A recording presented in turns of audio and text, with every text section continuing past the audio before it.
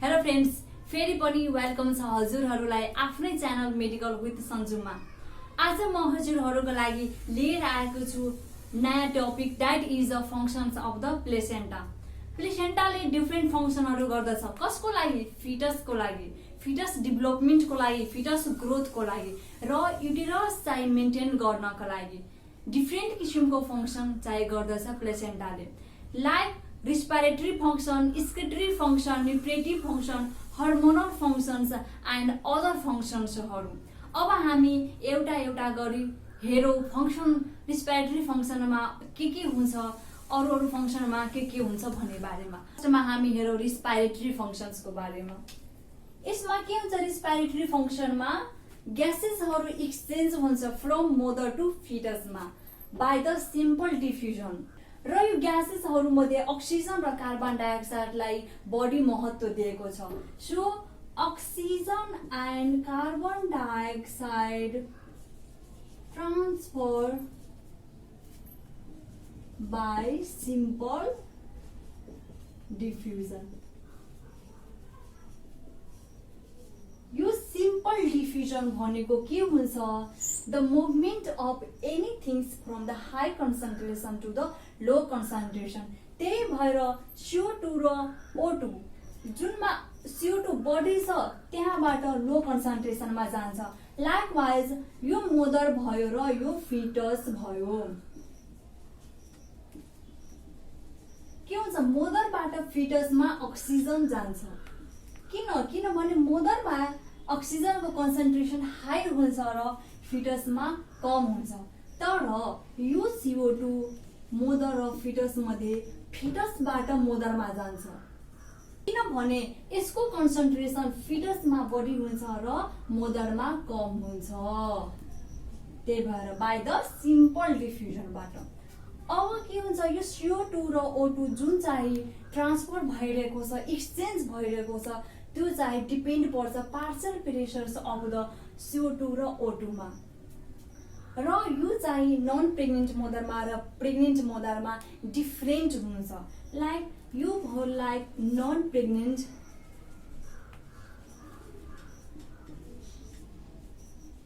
Mother and यो भयो pregnant mother. के हुन्छ?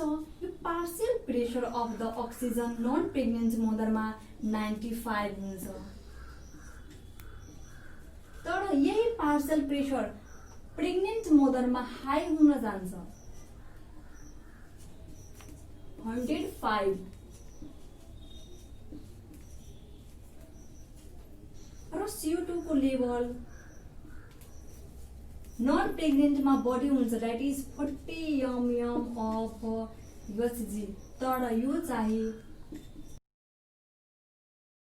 तर यही CO2 प्रेग्नेन्ट मदरमा गएर कम हुन जान्छ 32 mm अफ Hg।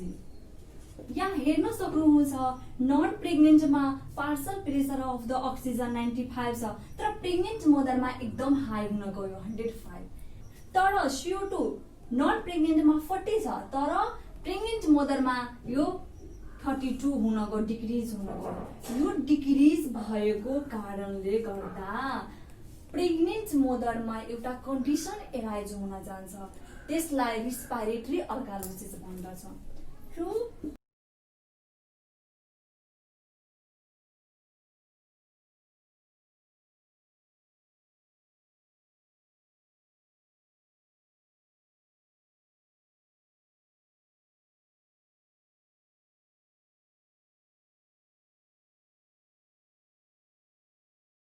सो त्यही भएर हजुरहरूले हेर्नु भएको होला हस्पिटलमा खास गरी प्रेग्नेन्ट मदरहरू रेस्पिरेटरी अल्कालोसिसको सिम्पटम्स लिएर आएका हुन्छ। अब यहाँ हामीले बुझ्न सक्छौँ जसरी अक्सिजनको लेभल हाई हुन्छ ब्लडमा, दैट इज pH को लेभल हाई भयो। यदि pH को लेभल हाई भयो भने CO2 को लेभल कम हुन जान्छ। के भयो? pH is inversely proportional to CO2। यदि ब्लडमा pH को लेभल हाई भयो भने CO2 को लेभल डिक्रिज हुन्छ र pH को लेभल डिक्रिज भयो भने CO2 को लेभल इन्क्रिज हुन जान्छ। यो थियो। अब के हुन्छ यसमा जुन चाहिँ O2 र CO2 एक्सचेन्ज भइरहेको छ त्यो चाहिँ कतिको दरले एक्सचेन्ज भइरहेको हुन्छ।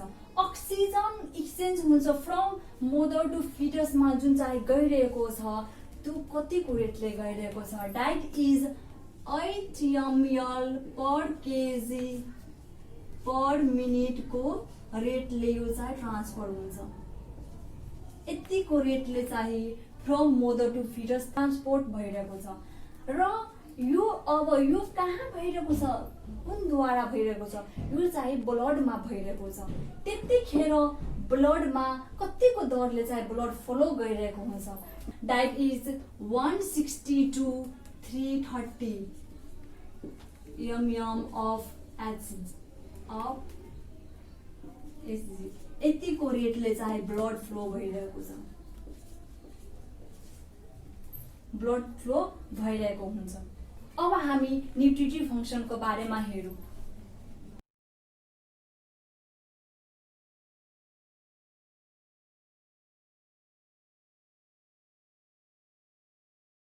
यसमा न्युट्रिटिभ फङ्सनमा के हुन्छ, न्युट्रिसन जुन चाहिँ एउटा फर्मको रूपमा एउटा स्टेटको रूपमा प्लेसेन्टाले बोकेको हुन्छ त्यो चाहिँ ट्रान्सपोर्ट गर्छ फ्रम मदर टु फिटस।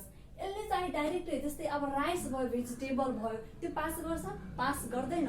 यसले एउटा फर्म बनाएर स्टोर गरेको हुन्छ प्लेसेन्टामा र त्यही चाहिँ पास गरिरहेको हुन्छ। फर्स्टमा अब न्युट्रिटिभ फङ्सनमा हामी फर्स्टमा हेरौँ ग्लुकोजको बारेमा।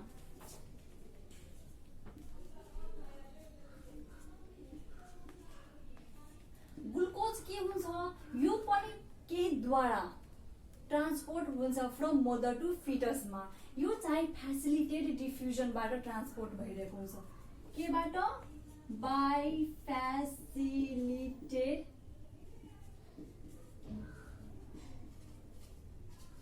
डिफ्युजनबाट। यो फेसिलिटेड डिफ्युजन भनेको अदर प्रोटिनको हेल्पले, यो चाहिँ डाइरेक्ट नगएर अदर प्रोटिनको हेल्पले ट्रान्सपोर्ट भइरहेको हुन्छ, that is known as a carrier protein. यो चाहिँ क्यारियर प्रोटिनद्वारा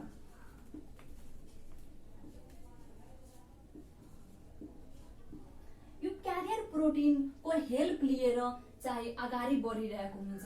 यो क्यारियर प्रोटिन धेरै हुन्छ तर यसमा यसलाई हेल्प गर्ने क्यारियर प्रोटिन भनेको हेक्जोस हुन्छ।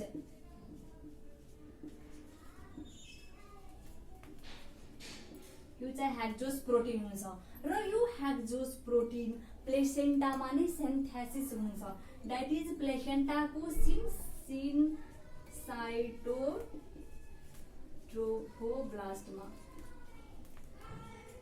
सिनसाइटोट्रोफोब्लास्टमा हेक्जोस प्रोटिन सिन्थेसिस भइरहेको हुन्छ।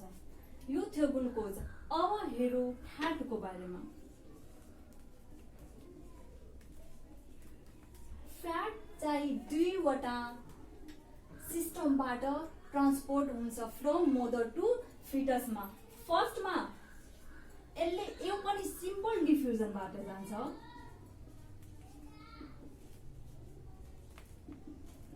एन्ड सेकेन्डमा सेल्फ प्रोडक्सन। सिम्पल डिफ्युजनमा के हुन्छ, जुनमा हाई कन्सन्ट्रेसन हुन्छ, द्याट इज मदरमा हाई कन्सन्ट्रेसन हुन्छ फ्याटको, र यो फ्याट मदरबाट फिटसमा जान्छ सिम्पल डिफ्युजनबाट अघिको प्रोसेस जस्तै। र सेल्फ प्रोडक्सन भएको लेटर प्रेग्नेन्सीमा फिटसले आफ्नो बडीमा नै सिन्थेसिस गरिरहेको हुन्छ, प्रोडक्सन गर्छ फ्याटको। कुन फ्याटको? Non essential amino acid, non essential amino acid. यो एसिड चाहिँ आफ्नै बडीमा फिटसले पछि लेटर प्रेग्नेन्सीमा सिन्थेसिस गरिरहेको हुन्छ, प्रोडक्सन गरिरहेको हुन्छ।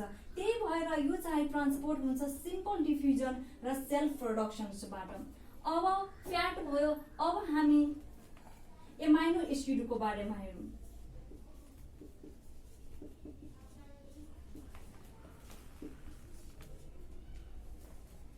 एमाइनो एसिड मदरबाट फिटसमा ट्रान्सपोर्ट हुन्छ बाई द एक्टिभ ट्रान्सपोर्टबाट, बाई एक्टिभ ट्रान्सपोर्ट। यसमा के हुन्छ, यो एक्टिभ ट्रान्सपोर्टलाई ट्रान्सफर गर्नका लागि एउटा इन्जाइमको आवश्यकता पर्छ। द्याट इज एटिपी, एडिनोसिन ट्राइफोस्फेटको आवश्यकता पर्दछ एमिनो एसिडलाई ट्रान्सपोर्ट गर्नका लागि। त्यस्तै एमिनो एसिड भयो र अदर वान इज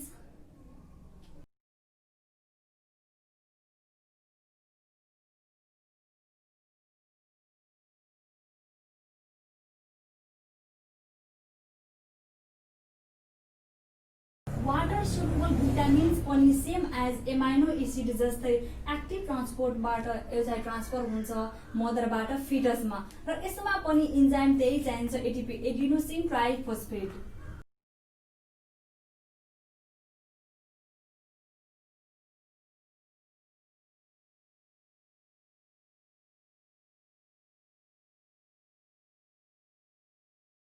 अब हामी मिनरल्सहरूको बारेमा हेरौँ। मिनरल्सहरूमा यो पनि मिनरल्सहरू पनि बाई द सिम्पल डिफ्युजनबाट नै ट्रान्सपोर्ट हुँदछ, बाई सिम्पल डिफ्युजन। यसमा पनि के हुन्छ, जुन कन्सन्ट्रेसन यो मिनरल्सहरूको कन्सन्ट्रेसन मदरमा हाई हुन्छ र फिटसमा कम भएकोले गर्दा यो चाहिँ मदरबाट फिटसमा ट्रान्सपोर्ट हुन्छ by the simple diffusion.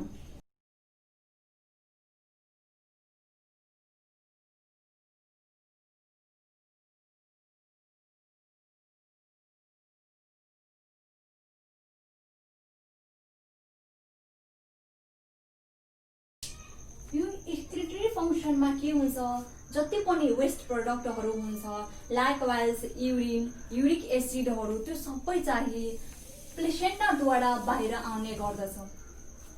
Likewise यसमा के हुन्छ, waste product like urine, uric acid,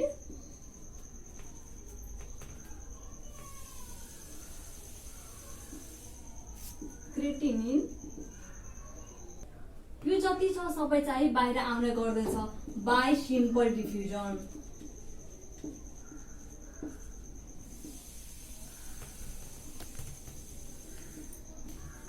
most of the functions प्लेसेन्टामा बाई सिम्पल डिफ्युजनद्वारा नै भइरहेको हुन्छ। अब नेक्स्ट हेरौँ हामी hormonal function. Next one is hormonal.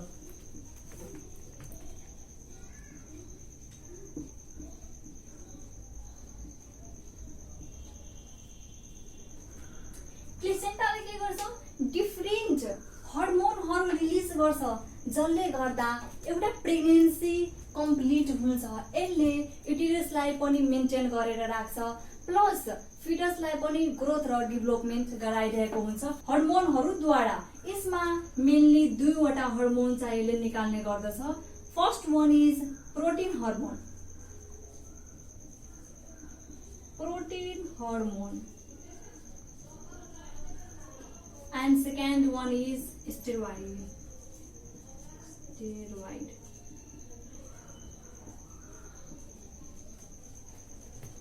अब के हुन्छ, यो प्रोटिन हर्मोनमा पनि डिफ्रेन्ट टाइप हुन्छ र स्टेरोइड हर्मोनमा पनि डिफ्रेन्ट टाइप हुन्छ। यसमा टोटल 4 वटा हुन्छ।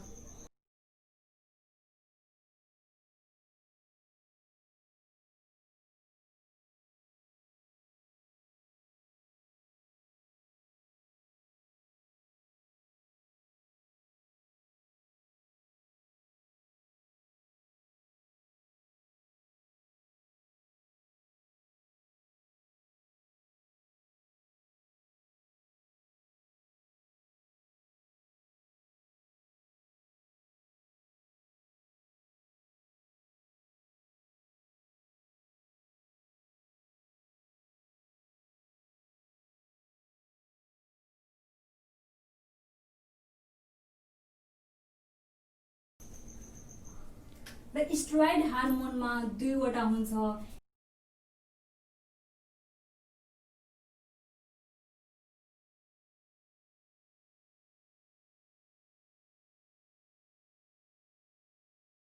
अब हामी प्रोटिन्स हर्मोनको एउटा एउटा गरी हेरौँ।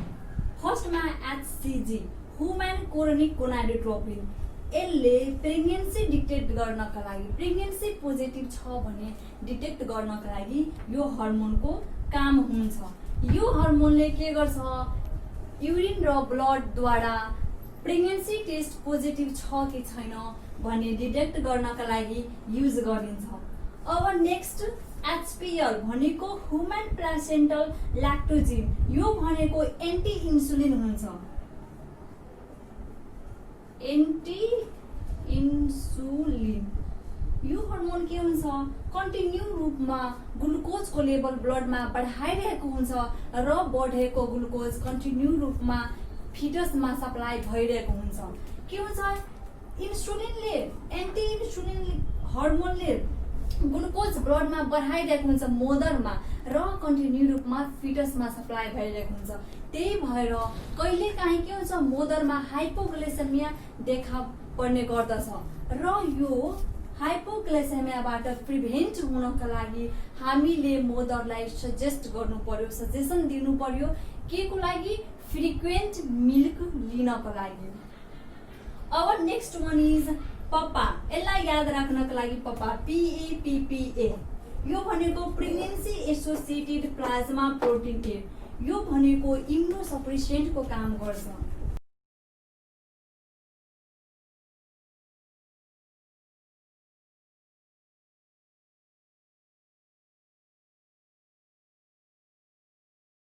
के हुन्छ, मदरको बडीमा जब फिटसको ग्रोथ हुन थाल्छ फ्रम द फर्टिलाइजेसनदेखि, त्यतिखेर के भयो, बडीमा एउटा फोरेन बडी जस्तो आयो।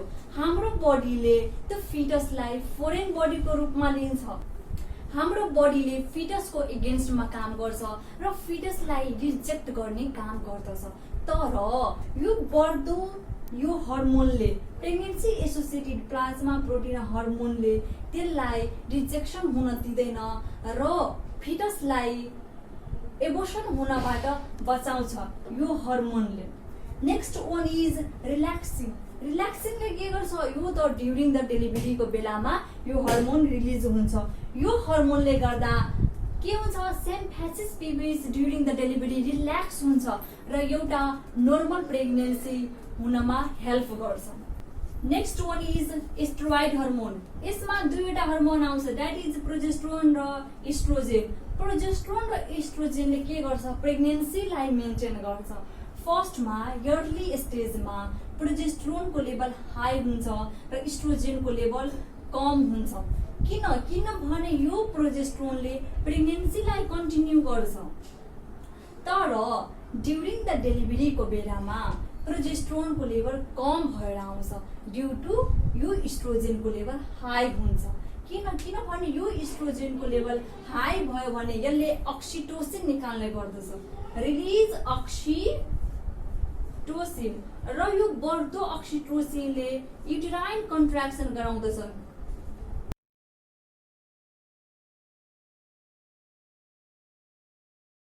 युटेराइन कन्ट्र्याक्सनमा हेल्प गर्छ र नर्मल डेलिभरी गराउनमा हेल्प गर्छ। त्यही भएर इस्ट्रोजेनको level during the delivery high हुन्छ र प्रोजेस्टेरोनको लेभल कम हुन्छ। यो थियो हर्मोनल फङ्सन्स। यो हर्मोन अफ द प्लेसेन्टा हामी नेक्स्ट भिडियोमा डिटेल रूपमा हेर्नेछौँ। The next function is the other function. Other फङ्सन्समा लाइकवाइज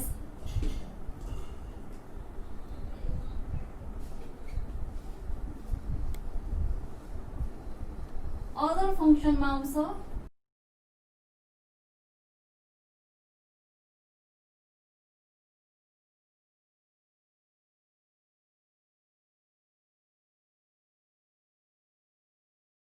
यस्तो डिफ्रेन्ट फङ्सन्सहरू चाहिँ अदर फङ्सन्समा आइरहेको हुन्छ। अब हामी ब्यारियर फङ्सनको बारेमा हेरौँ। के हुन्छ, यदि मदरमा कुनै किसिमको डिजिजहरू छ भने प्लेसेन्टाले ब्यारियरको काम गर्छ। प्लेसेन्टाले त्यो डिजिज इन्फेक्सनहरू मदरबाट फिटसमा जान दिँदैन। तर एउटा यस्तो कन्डिसन हो, यस्तो इन्फेक्सन जुन चाहिँ जसमा प्लेसेन्टाले रोक्न सक्दैन, ब्यारियर त्यहाँ गर्न सक्दैन। That is torch.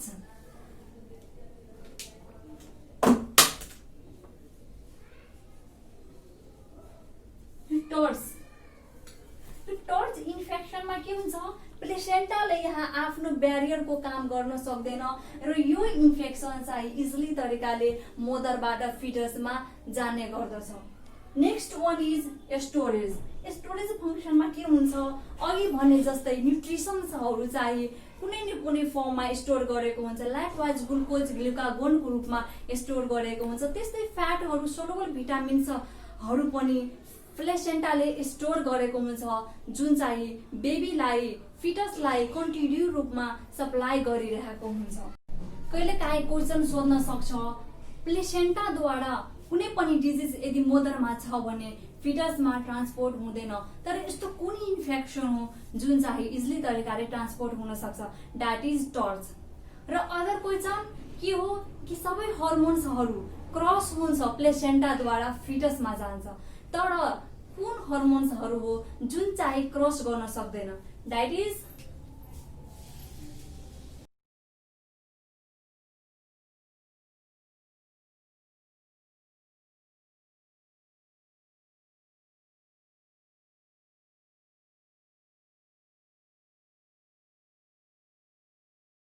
अनि अर्को के छ कि कुन हर्मोनहरू हो जुन चाहिँ फिटसले आफै सिन्थेसिस गर्छ आफ्नो बडीमा।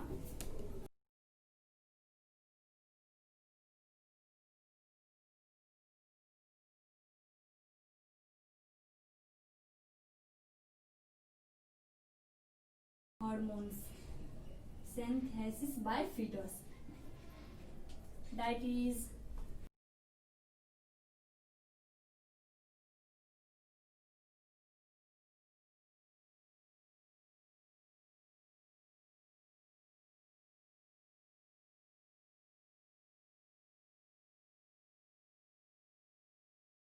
यो तीनवटा हर्मोन हो जुन चाहिँ यो फिटसले आफ्नो बडीमा सेल्फ प्रोडक्सन गर्छ, आफै सिन्थेसिस गरिरहेको हुन्छ। सो आजको थियो यति।